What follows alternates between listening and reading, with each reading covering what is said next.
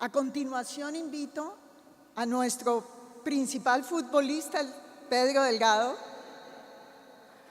Quiero invitar también a don Enrique Neves y, por supuesto, a la doctora René Blanding.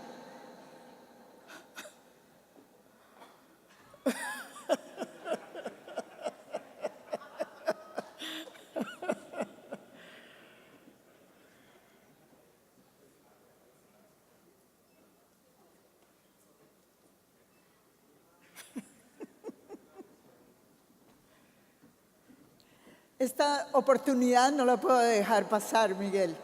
El martes, antes de comenzar nuestra reunión, tuvimos una pequeña reunión de conocernos, caminar por el evento. Estábamos las 4 entidades que estamos trabajando en este foro y caminamos por todas partes. Al final se hace una brevísima conversación en la cual nos presentamos, los del Albert Einstein, IHI, nosotros en la OES y por supuesto la Santa Fe. Y comenzamos a presentarnos y dice Miguel, ¿cómo dijiste que te llamabas, Miguel? Pedro del Gato. Y la respuesta fue, las jóvenes en el grupo le dijeron, no, tú no eres Pedro. Perdóname, Pedro, es que sé que tus padres están aquí, tenía que hacerte pasar esa vergüenza. Pedro Delgado es un amigo nuestro en Latinoamérica. Él viene siempre a acompañarnos como persona, pero también como director de las regiones de Europa y América Latina de IHI, del IHI, como nos gusta llamarlos, en el continente. Él tiene hoy en día sede en el Reino Unido, en Irlanda, para ser específicos, donde está viviendo con su hermosa familia. Lleva muchos años, como les decía, acompañándonos, no le crean la carita. Es una persona especial con títulos en que le dan la oportunidad de traernos una visión desde otros campos, como son la psicología y la administración de negocios. Pedro ha trabajado en el diseño e implementación de sistemas de mejora en diversos países, particularmente en Europa y ahora en nuestros países, en Brasil y en otros de nuestro continente. Muy bienvenido, Pedro. El afecto es todo. Enrique es en este momento director de la Sociedad Beneficente Israelita del Hospital Albert Einstein, como los conocemos aquí. Él llegó al Albert Einstein con una historia diferente. Había venido de ocupar liderazgos en instituciones como Shell de Brasil, Brasil Telecom y Varig S.A. Fue elegido en el año 2010 ejecutivo de valor del área de la industria farmacéutica y de servicios médicos. Pero Enrique tiene una condición muy especial que nos pone muy orgullosos. Enrique está casado con una colombiana con quien comparte una vivienda aquí en Cartagena y por eso yo particularmente lo quiero todavía un poco más. Bienvenido, Enrique. La doctora René Blanding es médica, graduada también en Medicina Interna y Anestesiología del Louisiana State University. Tiene también una maestría en Políticas Públicas. Ella es en este momento vicepresidente médica del Bayview Hospital del sistema Johns Hopkins. Yo la conocí desde la distancia cuando mi esposo la conoció en una visita y me dijo, encontré otra mujer con mandarria. Para aquellos de ustedes que no saben eso qué es, se llama la capacidad de liderar, la capacidad de inspirar y de poner orden y disciplina. Muy bienvenidos a los tres.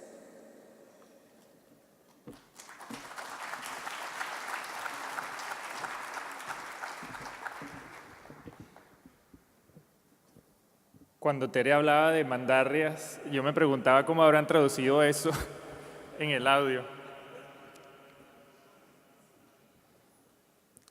Yo tengo la labor primero de contextualizar un poco lo que vamos a conversar y es un honor estar acá con ustedes después de Sidney, de Adolfo, de Al, de las sesiones de ayer, con René y con Enrique, así que venimos a contar historias con toda la humildad que se requiere cuando estamos con personas que tienen tanta y tanta experiencia, incluyéndolos a ustedes. Así que comencemos, por supuesto, con esta historia muy breve en el contexto y después entramos en el detalle.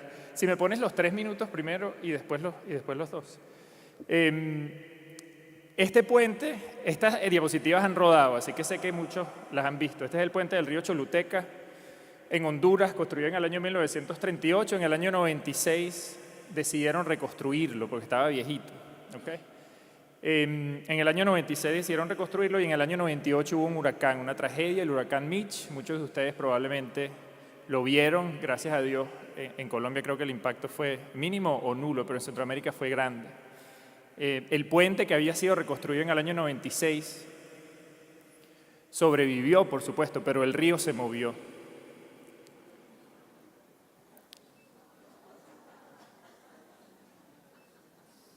Y esto es una analogía que nos encanta hacer, porque sentimos que el río se nos movió en la salud. La gente está viviendo más, la transparencia es inevitable, la distribución de nuestra fuerza de trabajo, de liderazgo es inevitable y la necesidad de colaborar y cooperar es inevitable. El tema de la equidad sigue siendo tan o más importante que nunca para alcanzar el tipo de valor que se ha descrito en las sesiones anteriores. Así que lo que pretendemos hacer René, Enrique y yo es contarles historias que pretenden brindar herramientas para que construyamos ese puente juntos, como lo están haciendo ellos en Johns Hopkins y en Einstein.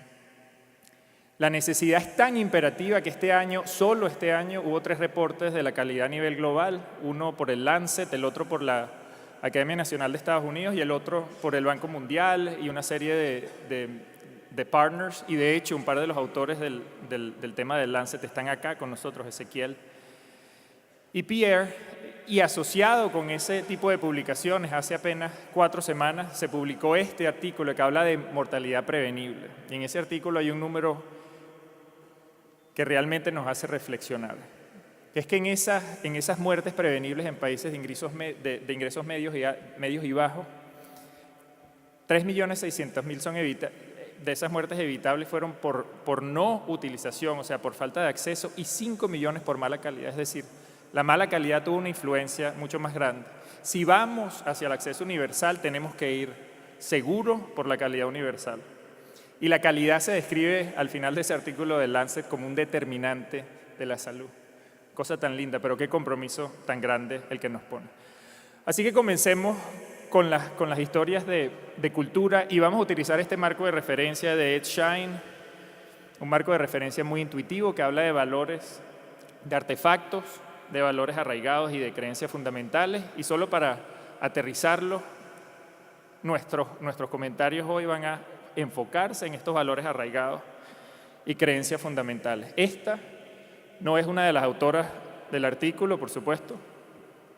Esta es una abuela y lo aterrizo en Venezuela. Ustedes, colombianos, que están siendo tan generosos y tan bondadosos con el drama de Venezuela, entenderán que eso tiene un impacto importantísimo en la salud pública y sobre todo en el estado emocional de un país. En Venezuela hay una desesperanza instalada profunda. A pesar de esto, hay personas haciendo esfuerzos increíblemente creativos. Esta es una abuela a la cual conozco muy cercanamente, que me llamó hace 3 meses a contarme un sueño. El sueño de la abuela nació de su frustración de no tener a sus nietos cerca. Lo que está haciendo la crisis en Venezuela es que está fragmentando familias por todos lados. Esa emigración fragmenta familias. Y esta abuela se dio cuenta que esa necesidad surgió en muchas otras abuelas dentro de su círculo. Y se dedicó a escuchar a las abuelas, a escuchar cómo se comunicaban con sus nietos a través de la tecnología, a escuchar su frustración de no poder estar presente, a escuchar su frustración de no poder transmitirles recetas, conductas, valores venezolanos, que era su sueño, por supuesto, cuando nacieron sus nietos.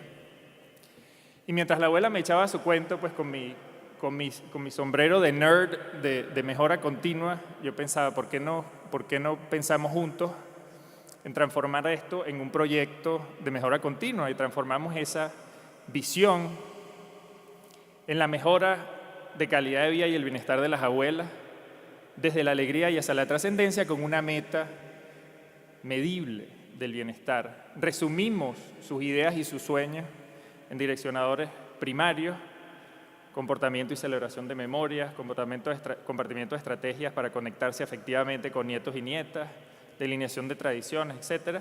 Y eso se transformó en ideas de cambio. Esas ideas de cambio resultaron en unas primeras pruebas de cambio, y una de esas primeras pruebas de cambio sucedió hace una semana. Tuvieron un retiro muy lindo con un grupo pequeño de abuelas. Esto nos hace reflexionar, al menos a mí, en la cantidad de recursos que tenemos. Entiendo que la situación financiera en el sector Salud Colombia, como lo es en muchos otros sectores de muchos otros países, no es una situación de infinita riqueza. Lo que sí siento es que subestimamos la riqueza que tenemos, la riqueza de ustedes como profesionales de salud y sobre todo la riqueza de nuestras poblaciones. Bien, hemos escuchado en los últimos 2 días que las personas, los usuarios, los ciudadanos tienen muchísimo que dar, y en este caso una abuela yo creo que está teniendo un impacto mucho más grande en la salud de las abuelas que lo que nosotros como profesionales de la medicina y de la salud podemos tener. Esto es una oportunidad.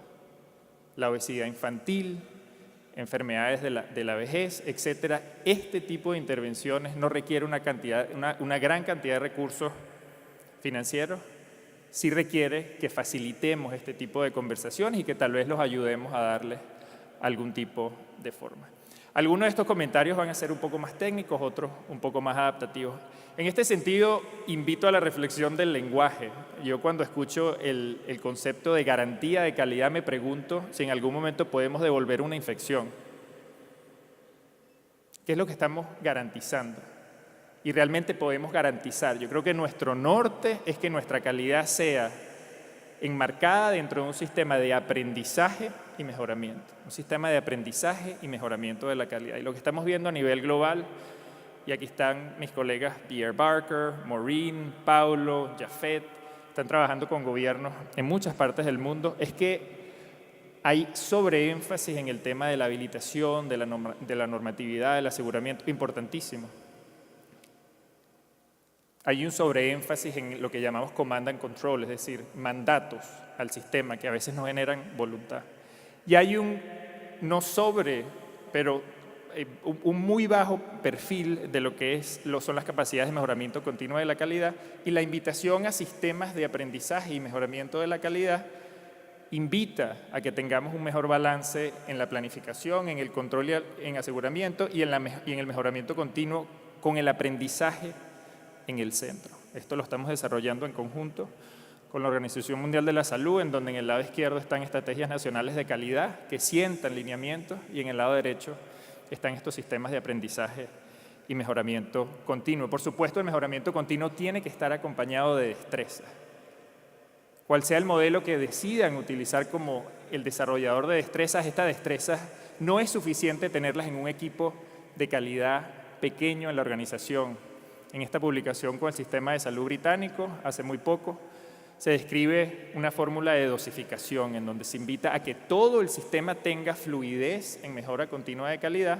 No todo el mundo tiene que tener la misma profundidad de la fluidez. Por eso el triángulo, la parte superior, son conceptos básicos, es decir, que la gente hable el lenguaje, que se sienta cómoda con el tipo de datos que se ven, etc. Y la parte más inferior del gráfico habla de la experticia profunda. Es decir, la calidad debe ser parte del quehacer diario de una organización y no del quehacer diario de un departamento. La calidad no es de un departamento, la calidad es de todos los miembros de una organización. El segundo punto tiene que ver con que vemos con muchísima frecuencia a nivel mundial que seguimos guiándonos a través del retrovisor. Es decir, en salud seguimos utilizando datos que son viejos.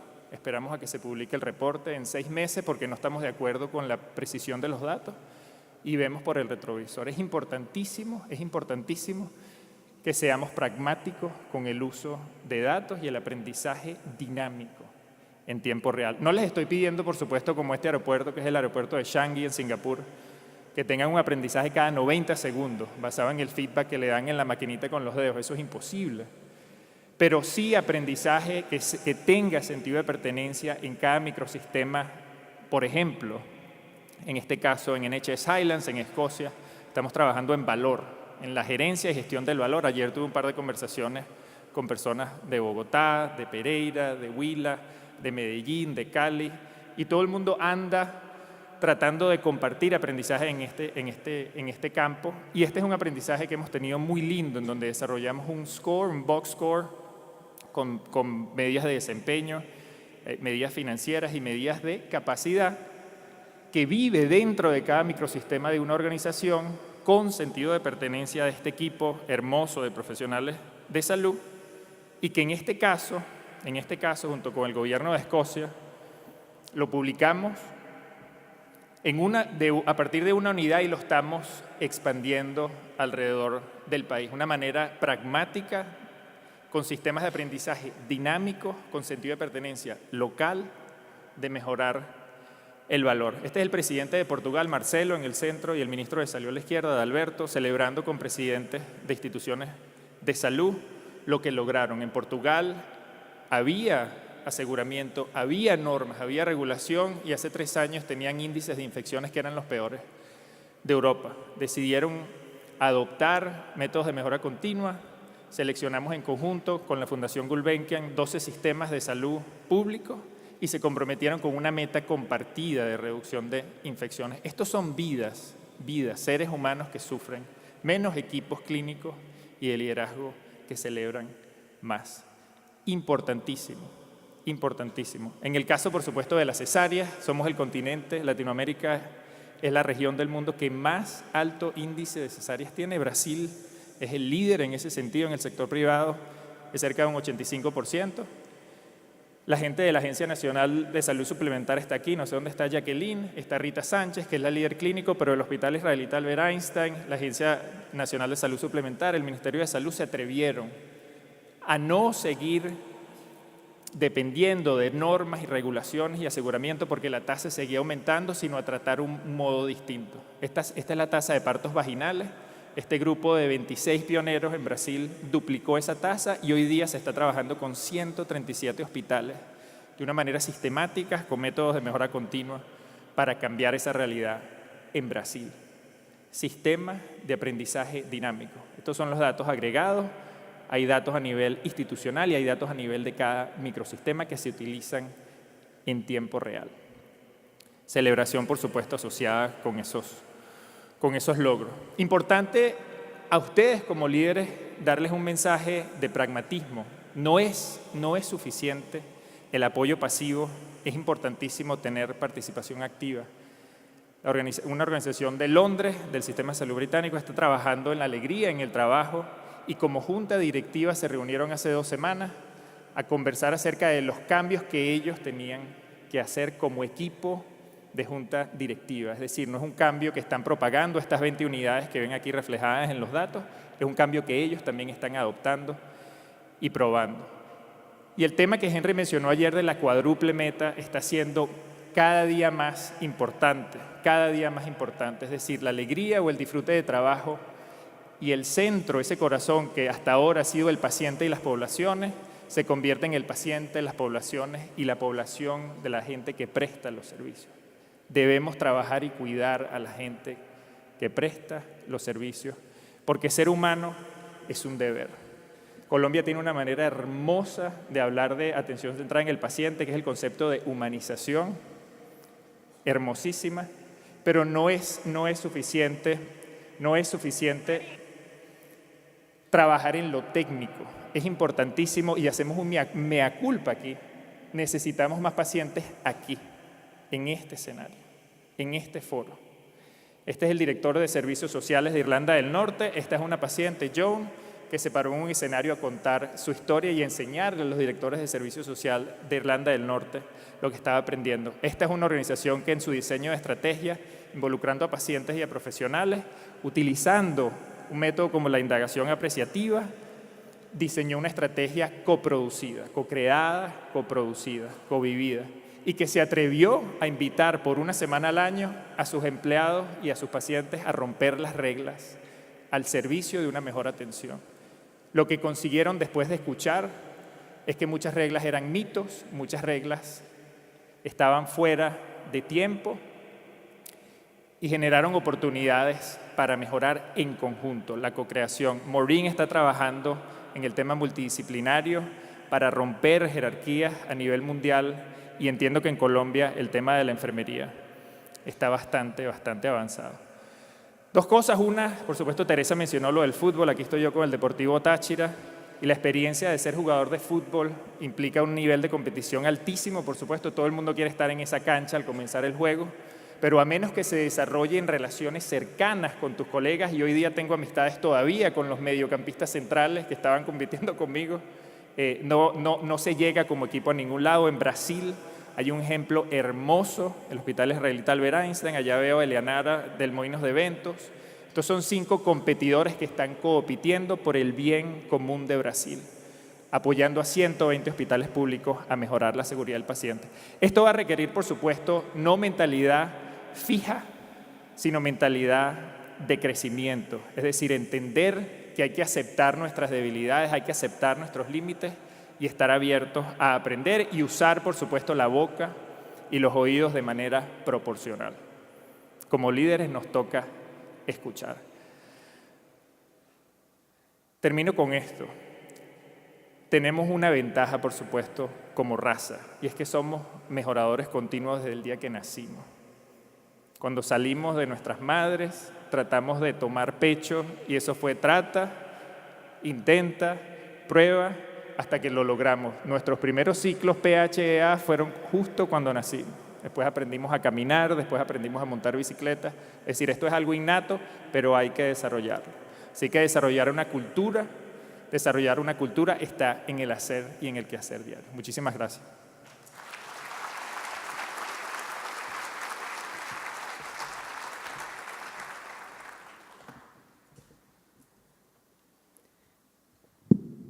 Buenos días.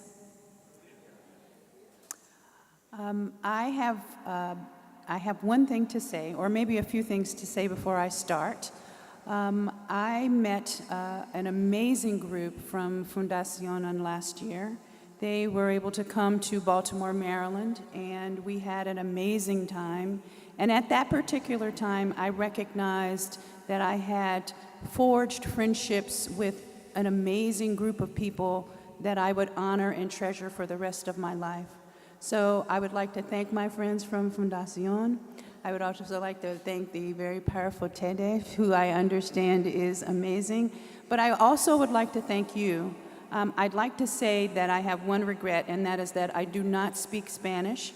But you have been so accommodating, so kind, so gracious, and so warm that it has overcome my deficiencies. So I thank you for that. I would like to talk a little bit about continuous improvement.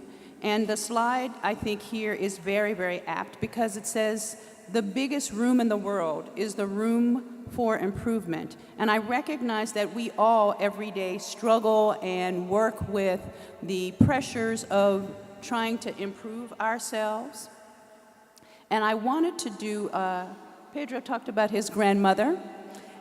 Or grandmothers, and my grandmother had a saying that she said, I can show you better than I can tell you. So for the next few minutes, I want to show you some of the initiatives that we have undertaken at Johns Hopkins Bayview. So as you can see, in our mission statement at Johns Hopkins Medicine, it is to improve the health of the community and the world by setting the standard in excellence in our tripartite mission, and that is medical education, research, and clinical care. And you can see that improvement is what we are wired to do. In terms of the culture of improvement, creating that culture, I think is important. It has so many facets, so many contributors, but I think that we will talk a little bit about our leadership. We'll talk a little bit about teamwork. We'll talk a little bit about our strategic vision, and we'll also talk about resilience. It requires you to be incredibly resilient as you're undergoing these constant, improvement initiatives. And so that is one of the things that we want to talk about.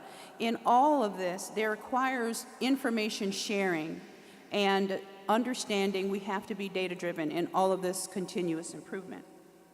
So in terms of our strategic vision, the senior leadership for Johns Hopkins Medicine forged a strategic plan many years ago that has 6 pillars, and it involves the people, biomedical discovery, again, patient-centric care, patient, family, and centered care, education, essentially integration. They want to have, we have 6 hospitals in our network, and integrating those strategies as much as possible, having common themes of improvement, so there is less variation among the hospitals, and again, performance. So we have what is called a True North room, and that's actually a panoramic view of the wall. It is a 4-walled unit where it has all of the pillars that have been cascaded down, involving the people, and so we have certain metrics that are all cascaded down from our strategic vision. And every Friday, the executives, the vice presidents, the president, the COO all get together and we go over the strategic vision, all of the plans, the metrics. And each of these, I'll go back one slide. So with people, there are a number of metrics. With biomedical discovery, there are a number of metrics. With performance, we have a number of metrics. And we talk about those every single week. One of the ones that we are struggling on to improve right now is our C. difficile infection rates. And I'm not quite sure, by way of hands, are we struggling with C. difficile in our hospitals? And so, again, we put a tremendous amount of focus on that. In terms of, I wanted to give you a few examples. Again, I can show you better than I can tell you, and there will be many slides of promoting the culture of improvement. We do leadership rounding. We participate in lean management. We have many, many initiatives with patient and staff engagement. We have team steps, and we also participate in simulations. This was taken 5 years ago, and it was to celebrate the fact that we do leadership rounding. And who actually participates in the leadership rounding? We've been doing it for 5 years. It's led by our hospital president and our COO. But all of the vice presidents attend leadership rounding. It's performed monthly, and we actually go to at least 15 inpatient and outpatient units. And the team actually is comprised of a scribe. So when we get there, we ask particular questions of our frontline staff. We also have a clinician and an administrator. And then we recently added another feature, which is individual shadowing, which is really very, very helpful. And these are some of the questions that we ask on leadership rounding. I'm afraid to touch the mic. My son tells me, Mom, you just have to touch buttons, and I have a fear of doing that. Thank you, muchas gracias. Anyway, so a question that we ask on leadership rounding is, tell me about any problem-solving actions that you participated in the last month on your unit. What was the problem? We want to empower the staff to be able to ask those questions and solve those problems. After the problem was identified, what actions did you implement, and how did the change help you, your patients, and your family members? And so these are done continually on a monthly basis. And the scribe usually writes these questions down. We take them back, we compile them, and we start to work on some of these issues. This is just an example of some snapshots from me participating on leadership rounding. At the top screen, I did a shadowing with the security guard, and you can see all the monitors in the background, and she showed me her vantage point and what she is doing. And again, the other 3 are rounding on the clinical units. And again, every time you go, you interact with the frontline staff, you get their perspective, and they actually are able to tell you some of the things that they are worried about, some of the things they've improved on, and so there's that constant bi-directional dialogue that we so love. In terms of improvement through lean management, we have daily huddles. We have performance improvement initiatives, and we also have a number of Kaizen events. This is a Kaizen event in which we drew together probably about 30 multidisciplinary team members to look at the discharge process. We were finding that there were issues in terms of transitioning our patients to the next level of care, to the skilled nursing facilities. We were having patients that were being readmitted. So we got a number of people in the room and we started to work on that. And you can see a lot of, you can see from the posters, there were a lot of suggestions that came out of that. And then the lower screen is another Kaizen event in which we looked at the scheduling processes of the operating room. In terms of patient and staff engagement, I'm really proud to say that our staff has participated in what we call a Patient Safety Week in March, and we probably have upwards of 50 posters that are submitted by our frontline staff. And we usually choose it's a juried contest, and 4 of the best posters are given an award, and they are allowed to go to a conference of their choice. And so again, that's that constant improvement. More than 40 posters this year, and we were very impressed by that. Again, our Patient Family Advisory Council has weighed in on the colors of the cafeteria, parking, access to care, and they meet on a monthly basis, and you can see that they are very, very active. I wanted to talk a little bit about our incident reporting. We have something called Hopkins Event Reporting Online, and we basically encourage the staff to put in an electronic incident report, and that can range. I actually had an incident report a couple of weeks ago where I was walking in a gown that was used for PPE. I was not contaminated, but I was using it for warmth. And someone put in that they felt that Dr. Blanding was walking the halls in their gown, and I was actually potentially spreading infection. We want the staff to do those kinds of things. We want the staff to feel engaged and to feel empowered that they actually have safety concerns and they can bring them up. They can do it by phone, anonymously, or they can do it web-based, and that can be anonymous as well. And you can see that over the time, we probably have upwards of 500 incident reports per month. What do we do with those? They are graded. The severity actually comes up to the leadership immediately, and to say, for instance, it's graded A through F, and that's one of the things that we do as well. In terms of our hand hygiene compliance, you can see that starting in 2011, we struggled mightily with our hand hygiene rates, and you can see that we've improved over the years to where our compliance is now 90%. So one of the things that we did, I heard Pedro say that you have to enjoy your work. Maureen mentioned it on yesterday. Our staff actually have a tremendous amount of pressure. And so what we did was we did a campaign called the Vector Protector campaign, where if we see you breaching hand hygiene compliance, we'll hand you a Vector card. It's very quiet, it's very unassuming, and the person recognizes that they've breached hand hygiene. If we see you promoting protection, we also reward that. We also had a hand hygiene day where we had the Vector and the Protector actually come out and make an appearance.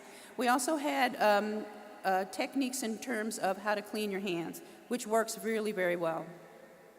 We've also seen some really great improvements in terms of our central line associated bloodstream infections. How do we do that? As well as our catheter urinary tract associated infections, teamwork, nurse-driven protocols in this particular instance. We've had checklists and we've had tremendous, in terms of communication and health, we engaged the physicians who actually were, we recognized that when our patients tell us we don't listen very well, we trained 40 hours, we took a 40-hour course where about 10 physicians trained.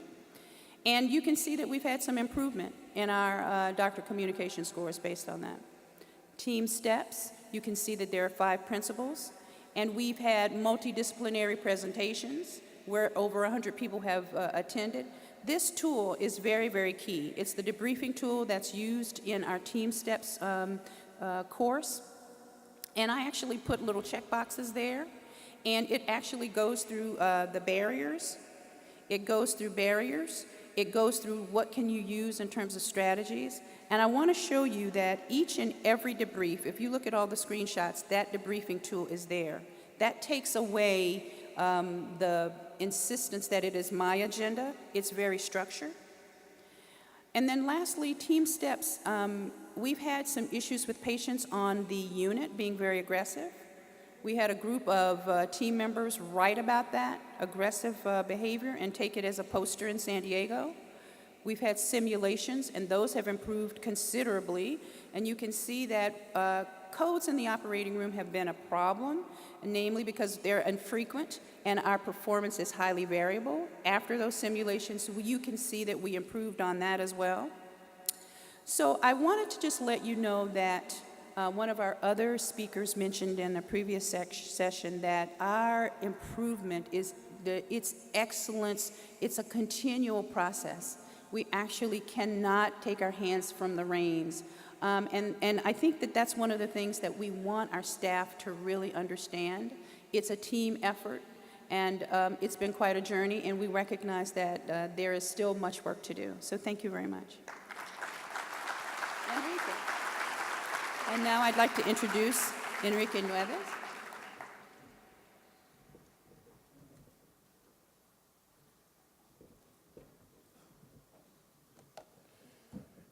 Teresa desvelou el segredo de que eu sou casado com uma colombiana. E me casei neste hotel também, é uma circunstância interessante. E descobri que a sociedade cartagenera é matriarcal. Né? E, portanto, se mi espanhol não é bueno, é porque eu uso muito sí señora, no señora.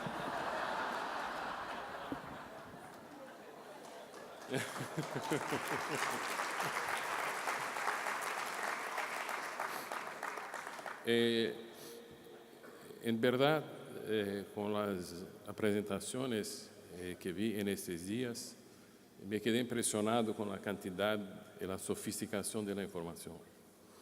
Eu não tenho a capacidade de apresentar algo como isso. Eu sou diretor administrativo, financeiro, de petróleo e de outras áreas. Mas quero falar pouco do coração, porque creio que isso é importante, e pouco do processo, do como, não? Nível mais alto de liderazgo. Então, minha vida começou nesta época. Estamos falando de final dos anos 80, em que há 3 eventos importantes, que é a tragédia de Bhopal, este acidente de Piper Alpha no Mar do Norte e a fuga de Exxon Valdez. Esses são hechos importantíssimos que cambiaram a história da segurança nas grandes organizações. Compreenderam o impacto que podiam ter suas operações e os riscos financeiros e de reputação que estavam associados a esses processos. Este acidente é interessante do Piper Alpha porque na Inglaterra há inquiry, uma comissão de investigação que foi presidida por juez, que é Cullen, e é relatório que está na internet, é amplo, mas tem algumas conclusões que para mim são muito importantes. E a primeira é a responsabilidade dos diretores, ou quem está no liderazgo de uma organização. Não? Então, são sencillas, mas para mim, as operações são executadas de forma adequada e segura, garantizada a saúde e o bem-estar de todos os empregados e outros que possam ver-se afetados por suas atividades. Isso é tão importante que o conceito no sistema inglês é que o liderazgo tem que demonstrar que tem sistema para manejar a segurança. E se esse sistema não existe, pode ser responsável penalmente por as consequências dos hechos. Não? Então, isso sempre teve impacto muito grande em como ver a segurança. Isso, Pedro gusta apresentar fotos da abuela, e eu não tenho essa capacidade. Minha abuela se morreu. Esta é a cidade de Manaus, é o Rio Negro. O Rio Negro é um afluente do Amazonas. Esta é uma refinaria e à esquerda existe uma instalação de uma distribuidora de combustíveis que eu era responsável por ela. Em um sábado, em 88, ocorre um acidente, uma fatalidade com um contratista. E era algo grave, tinha que informar a Londres em 24 horas. E então hice a investigação o sábado e o domingo. E a investigação era um acidente numa área de construção, em que havia um cable de alta voltagem em que se movia uma estrutura que, ao tocar o cable de alta voltagem, o contratista se morreu. Ao investigar o acidente, eu descobri muitos culpados. O culpado era o engenheiro, que não havia visto o risco, o jefe da operação, porque devia liberar a área, o contratista, porque havia um risco, não? E, em um certo momento, descobri que era uma falha sistêmica, não? Todos. E a única pessoa que poderia ser responsável era eu responsável por operação. E este é algo que levo para a minha vida. Se estás em uma posição de liderazgo, a segurança de todas as pessoas é tua, não é nada mais, ok? Eu cheguei, antes de 12 anos atrás, com esta ideia. Então, perguntavam inicialmente que minha responsabilidade era administrativa financeira, mas não. Quem tem as operações tem a responsabilidade por a segurança de cada pessoa que está dentro dele. E não havia um sistema, e há um sistema sofisticado que se desenvolveu. Por isso digo que é importante falar do coração, do sentido de por que hacemos as coisas. Não? A segunda parte é qual é o processo, porque uma vez que estás involucrado e tens a responsabilidade, é como lo hago. Não? E esse é algo sencillo também.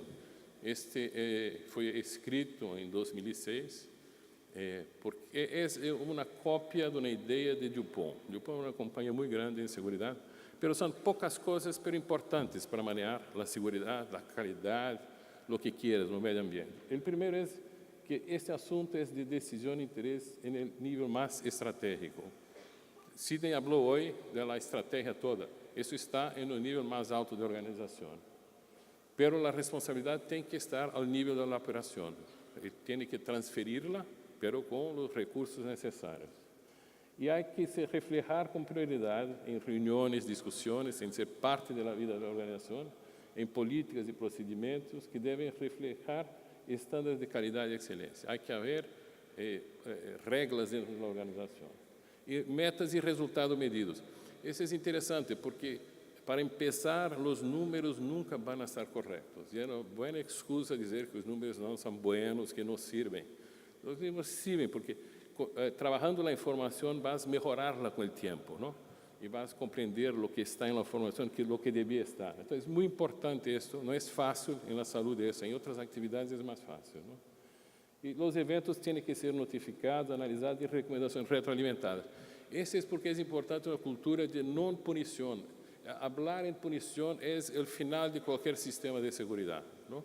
O sistema de segurança tem que dar uma garantia absoluta para os empregados, não? Porque as falhas são sempre sistêmicas. Eu não, investigando eventos, e são milhares de eventos, tenho a certeza que não há um evento que o empregado solamente é responsável. Não há, isso não existe. Não? Então, a ideia de não haver punição é fundamental na organização. A comunicação aberta e frequente, esse assunto tem que ter a transparência, tem que se falar, não? Em Einstein transplantamos um fígado para o paciente errado. Isto poderia ser escondido, não? Olvidado, não? E no momento em que isso ocorreu, já sabíamos o que havia ocorrido e foi possível fazer outro transplante, não? Então, há coisas que ocorrem e que vale a pena ter esta possibilidade de estar aberto para aceitar as coisas e corrigi-las, não? Auditoria frequente, a celebração, né? O suporte qualificado e a capacitação permanente. São coisas sencillas se formulamos assim, não? E se estas coisas existem na organização, é um bom caminho para os resultados. Esta é um pouco a história, são os últimos 10 anos, em que são vários, a tendência é sempre a mesma, não? la infección de corriente sanguínea, la infección del tracto urinario. Y el sistema es simple, son reuniones en que las personas participan. Yo me reúno al mes con 4 o 5 grupos, por 1 o 2 horas. ¿Cuánto tiempo? 5% de mi tiempo, pero estoy mostrando a las personas la importancia de lo que es la seguridad y la calidad, ¿no? Esses são eventos catastróficos, incidentes relacionados ao trabalho, reduções muito expressivas no tempo, e a separação de colaboradores em Einstein também reduções. E é trabalho em que há que descobrir as causas e eliminarlas com o tempo, não? O sistema de saúde é muito mais complexo que qualquer outra atividade que eu conozco algumas. É trabalho que vai levar anos, mas é possível fazer reduções importantes. Pouco da excelência operacional, porque também está no mesmo contexto a possibilidade de desenvolver projetos de melhoria contínua com bases em metodologias específicas, não? Essa é a história de Einstein no programa de excelência operacional, que tem de todo, não? Tem desde projetos que são de menor custo per capita, de melhor cuidado, de saúde populacional, acaba sendo uma ferramenta que serve para várias coisas, não? Muitas vezes estamos trabalhando na organização e falta linguagem comum de como fazer, não é? E o Lean Six Sigma tem sido importante para nós outros. Então, gostaria de terminar dizendo que é importantíssimo que o liderazgo esteja personalmente involucrado, que tenha uma motivação real e que compreenda a importância de sua função, que viva efectivamente as consequências dos hechos que ocorrem na organização e que mantenha sistema, processo pelo qual pueda demonstrar que suas responsabilidades estão sendo cumpridas. Então, muitas graças por me escutarem, perdão por meu espanhol.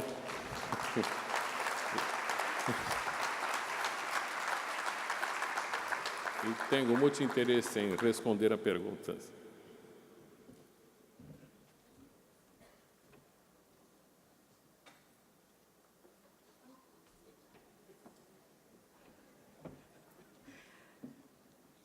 Segunda vez que tengo un desastre.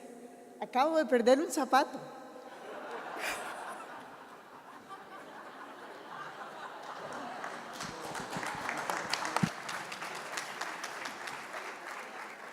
Es la emoción con todo esto.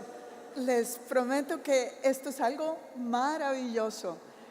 Están haciendo diferencia, están teniendo impacto y eso me llega al corazón. Los invito a un café. Desafortunadamente las preguntas se las van a tener que hacer en la sala del café, Enrique. Te las van a hacer más difíciles. Los esperamos dentro de 30 minutos. Les recomiendo sus objetos personales a pesar de la seguridad. Es muy importante que estén pendientes de lo suyo. Y aquí los esperamos en 30 minutos. Mil y mil gracias.